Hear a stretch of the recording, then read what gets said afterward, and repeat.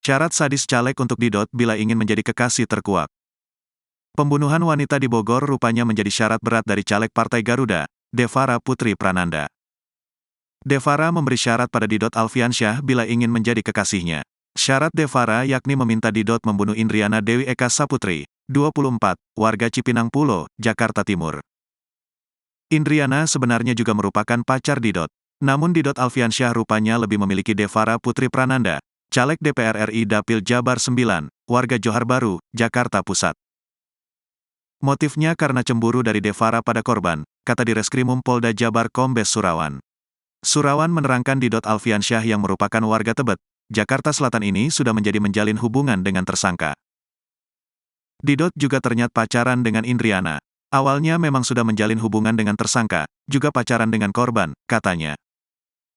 Menurut Kombes Surawan, Devara lantas memberi syarat berat pada Didot bila ingin menjalin hubungan dengannya. Devara meminta Didot untuk membunuh Indriana. Decara Putri Prananda memberi kesempatan pada Didot untuk mencari orang lain sebagai eksekutornya.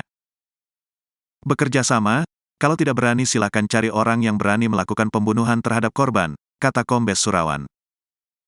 Akhirnya Daini berkomunikasi dengan MR, awalnya menolak, katanya. Namun saat itu Reza Swastika tak punya banyak pilihan. Pasalnya ia sendiri dalam kondisi terlilit utang. Reza pun bersedia melakukan pembunuhan terhadap Indriana dengan imbalan 50 juta rupiah.